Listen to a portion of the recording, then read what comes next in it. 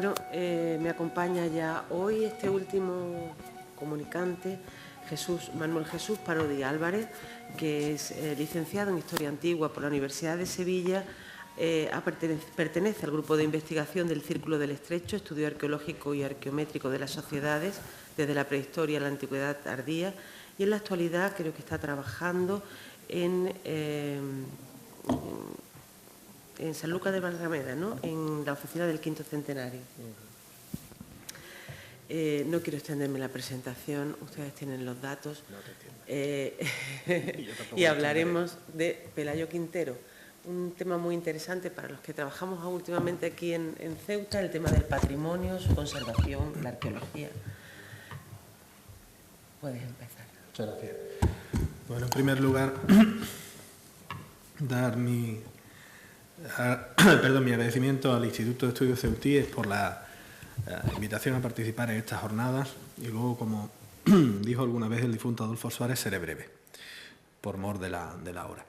Hablar de Pelayo Quintero en el Estrecho, como bien saben ustedes, es una osadía y al mismo tiempo algo inevitable. Pelayo Quintero de Atauri, que nace en Uclés, Cuenca, en 1867 y muere en Tetuán, se cumplirán dentro de escasamente un mes 70 años de su muerte, pues fallece el 27 de octubre de 1946, es una figura fundamental en la arqueología de las dos orillas del Estrecho, pero no solamente en la arqueología, también en la historia del arte, en la crítica artística, en las bellas artes y en la gestión del patrimonio, un concepto que en su época no existía como tal fórmula, pero que era a lo que este buen señor dedicó toda su vida, como académico y como servidor público, porque él fue toda su vida un trabajador de la cosa pública y además tuvo responsabilidades en la gestión política a lo largo de varios periodos de su vida. Aquí lo ven ustedes formando parte de la comisión organizadora del primer centenario de la Constitución de Cádiz de 1912. El gran artífice de esta conmemoración sería Cayetano del Toro, y como político, y él como gestor cultural sería quien culminara los festejos, la celebración. Y ustedes que conocen Cádiz saben que en la Plaza de España hay un monumento a la Constitución que se iba a inaugurar en 1912, se inauguró en los años 20 y se inauguró gracias a al carácter pertinaz de Pelayo Quintero. He centrado mi intervención, que será muy breve, en su periplo gaditano y norteafricano, obviando su formación, su periodo vital inicial en Cuenca, en Segóbriga, de la mano de Román García Soria, su tío, su pariente, el excavador de Cabeza del Griego, que lo tienen ustedes, a Quintero en la necrópolis fenicia de Cádiz. Quintero llega a Cádiz a finales del 19, principios del 20, hay dos llegadas, una frustrada y luego otra real. Una frustrada porque ya el padre Fita en 1893 lo presenta por carta como el joven director del Museo Gaditano, cosa que no fue hasta ya a principios del siglo XX. Y cuando ya se establece en Cádiz, después de un periplo, andaluz por varias provincias, Granada, Málaga, Sevilla, sería el factotum de la gestión del patrimonio a nivel provincial. Fue presidente de la Comisión Provincial de Monumentos, por ejemplo. Sería muy prolijo entrar en todos los cargos que este hombre desarrolló, no digo ocupó, desarrolló a lo largo de su vida. Ven ustedes la firma de la foto, Concepción Blanco, ¿no? Hay regalos de Concepción Blanco Mínguez, que fue directora del Museo Arqueológico de Cádiz. Lo que está representado ahí, como ustedes bien saben, no existe ya. La necrópolis fenicia de Cádiz fue arrasada por la explosión de 1947, la famosa explosión de Cádiz de 1947. Tienen más instantáneas de Pelayo Quintero en la necrópolis Quintero, y me permiten ustedes el apunte, lo tienen ustedes aquí, a lo largo de toda su vida, y se ha expuesto aquí magistralmente en varias de las intervenciones anteriores, si la imagen es, mis colegas anteriores lo han expuesto mejor de lo que yo lo haría, si la imagen no solamente es un reflejo del alma, sino del carácter, y por nuestras imágenes se ve quién es, o se puede vislumbrar quiénes somos. Quintero debió gozar de un extraordinario sentido del humor a lo largo de toda su vida, cosa que no presento como excentricidad ni como nota al margen, sino que le llevaría a soportar mejor los envites de la fortuna, porque no se le perdonó a lo largo de su vida. Eso no ha pasado nunca eso de la envidia, que sea un deporte nacional, no ha pasado nunca ni volverá a pasar. Su capacidad de trabajo, hoy lo definiríamos como un workaholic, que dirían los americanos, ¿no?, un adicto al trabajo, y su polimorfismo, su condición poliédrica. Antonio Sáenz de Espligares una vez me decía que era inabarcable la figura de Quintero por todo aquello que desarrolló. le llevó a múltiples espacios. Aquí lo tienen ustedes como arqueólogo, aquí lo tienen ustedes como director del Museo de Bellas Artes de Cádiz. Él en realidad fue director del Museo de Bellas Artes de Cádiz, no director del arqueológico, aunque el Museo de Bellas Artes tuvo una colección arqueológica mejor que la del Museo Arqueológico, gracias a sus trabajos y a sus excavaciones. Él no tuvo nada que ver con el hallazgo del sarcófago masculino ni con el hallazgo del sarcófago femenino. Toda la historia del sarcófago femenino me la voy a ahorrar y después, fuera de micrófono, si quieren ustedes, entramos en ello. Presidente de la Real Academia Hispanoamericana, de la de Bellas Artes, y aquí lo tienen ustedes representado en presencia de la majestad, literalmente hablando, la visita de Alfonso XIII a Cádiz en 1930, y aquí, apoyando su mano en Ramón de Carranza, alcalde de Cádiz, está Quintero bajando esta escalera del Parador. Era un hombre totalmente vinculado a la monarquía, un hidalgo castellano de raigambre en La Mancha, con fuertes vínculos económicos. Su familia se había aprovechado muy bien de la desamortización en principio del primer tercio del siglo XIX, y finalmente este hombre llega a Marruecos. Él llega a Marruecos por una circunstancia, bueno, el hecho definitorio es la Guerra Civil Española y el hecho de que él tenga que salir de Cádiz, y hay una conspiración para el bien que lo trae a Marruecos. Pero cuando llega aquí se inserta en una estructura que ya existe y de la cual uno de los precedentes va a ser César Luis de Montalbán. Él se inserta en la estructura administrativa de gestión del patrimonio arqueológico en el protectorado. Él no llega aquí como simple arqueólogo.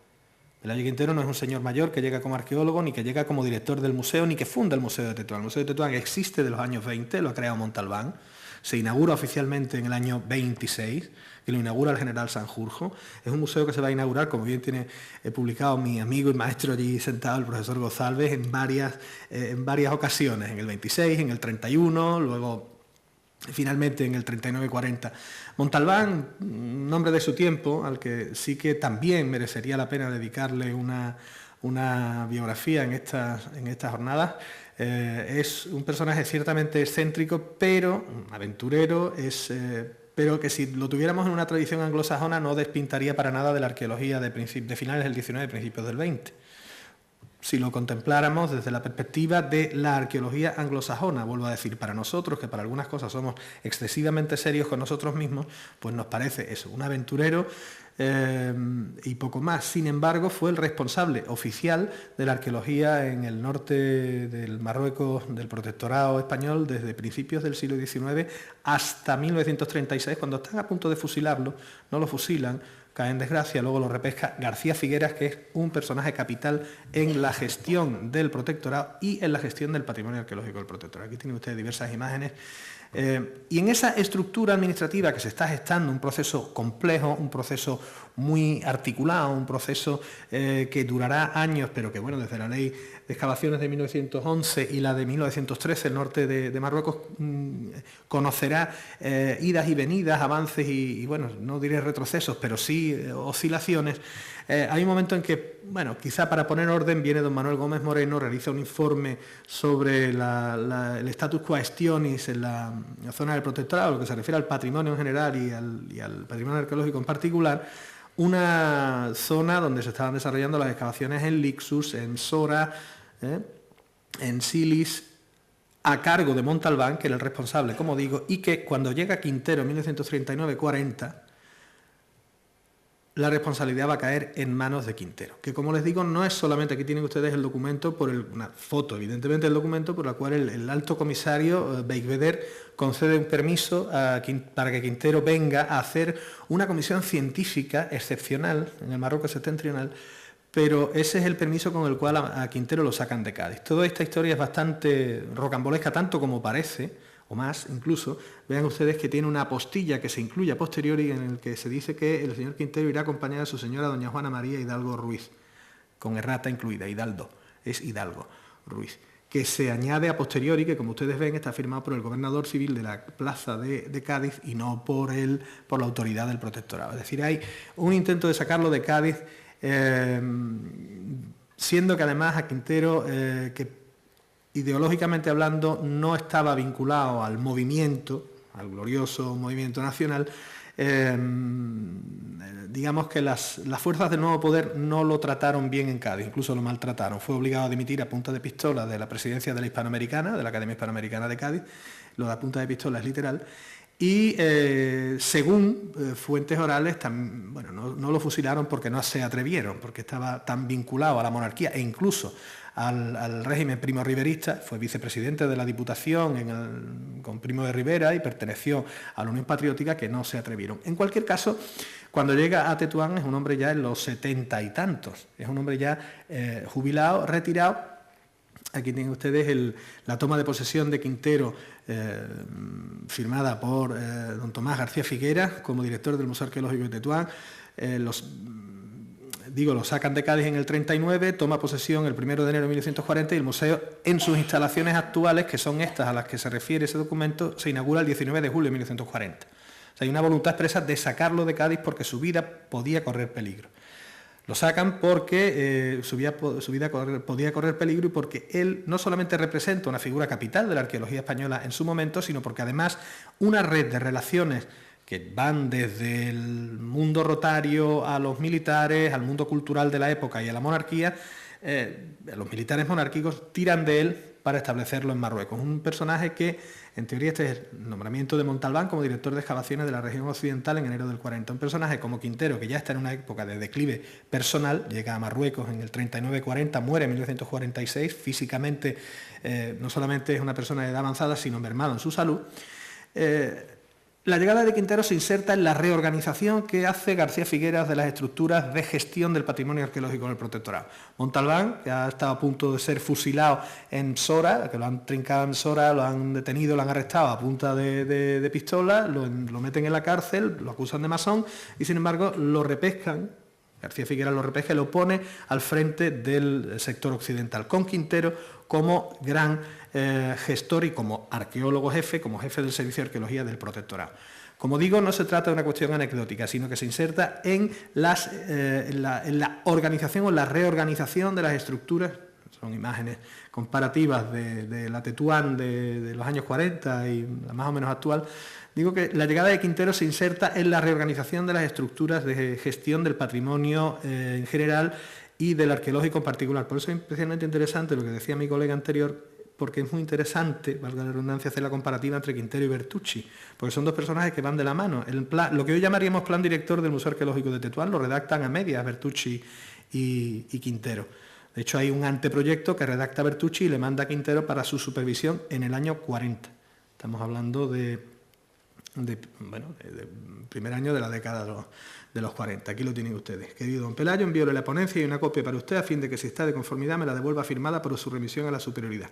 Recibe un fuerte abrazo de su buen amigo Mariano Bertucci. Ven ustedes, 9 de junio de 1943. Estamos hablando de que se está gestando el plan director del museo con las instalaciones ya creadas, pero están dotando de contenido estructural a lo que hasta entonces, bueno, no voy a decir que se hubiera hecho con poca seriedad, pero de otra manera, están sistematizando.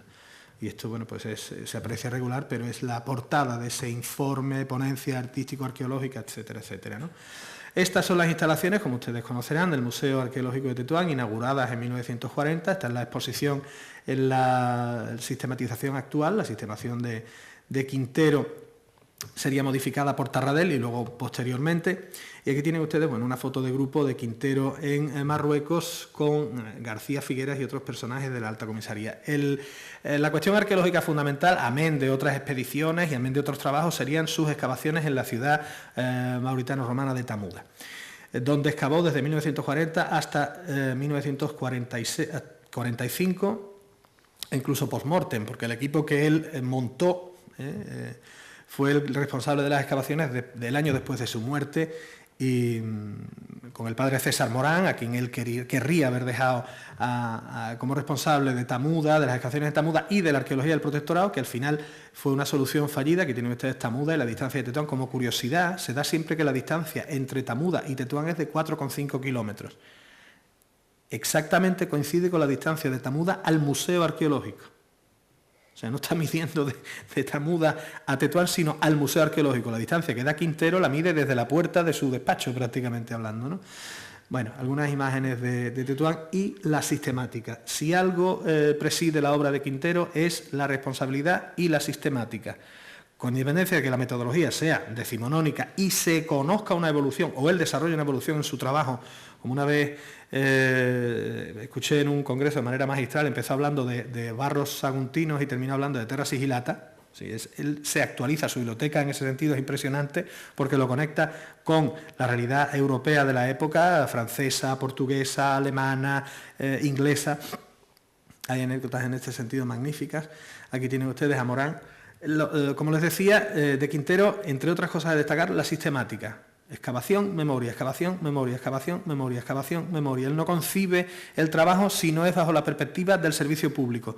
Los informes de las visitas del museo, sus quejas a la administración, a las autoridades de la administración, tanto aquí como habían sido antes con Primo de Rivera y con los gobiernos de la monarquía alfonsina, por los problemas de presupuesto, por la mala gestión, son una constante. Es un tipo bastante reivindicativo y además muy preocupado por la didáctica y la pedagogía. Preocupado porque los niños visitaran el Museo de Tetuán y que recoge alarmado que las niñas no visitan el Museo de Tetuán, que hay visitas de niños de colegios masculinos pero que las niñas no van, con lo cual exige a la Alta Comisaría, a la Delegación de Educación, que se esfuerce por hacer que las niñas tetuanís visiten el Museo de Tetuán.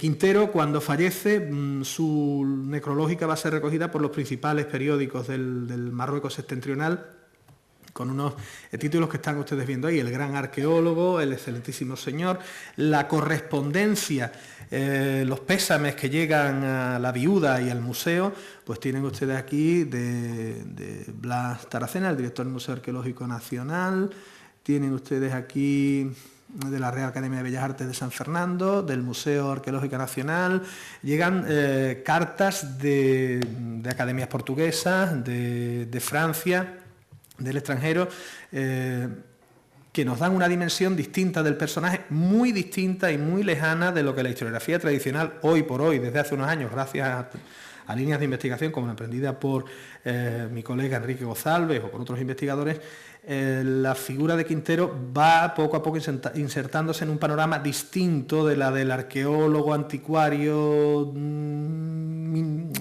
contemplado en un sentido minorativo, para ser emplazado. No lo vamos ahora a magnificar ni vamos a hacer una geografía del personaje, pero sí ha de insertársele, por eso lo he puesto aquí con la poca imaginación que tengo yo para la estética, entre Montalbán y Tarradell, ¿no? en un hilo de continuidad que nos lleva desde la arqueología aventurera romántica del siglo XIX a la arqueología ya científica, académica de pleno siglo XX. El eslabón, en ese sentido, en el contexto de la gestión del patrimonio y de la investigación y de la difusión, va a ser Pelayo Quintero Tauri, tanto en el sur de Andalucía como en el norte de Marruecos, en las dos orillas del Fretum Gaditanum. Y ese es, quería yo señalar, el perfil a destacar en Pelayo Quintero en este contexto, en este momento y en este ámbito en el que nos encontramos. Amén de eso, hay muchísimo más que hablar del personaje que con gusto, fuera de micrófono, estaré encantado de contrastar con ustedes. Muchas gracias.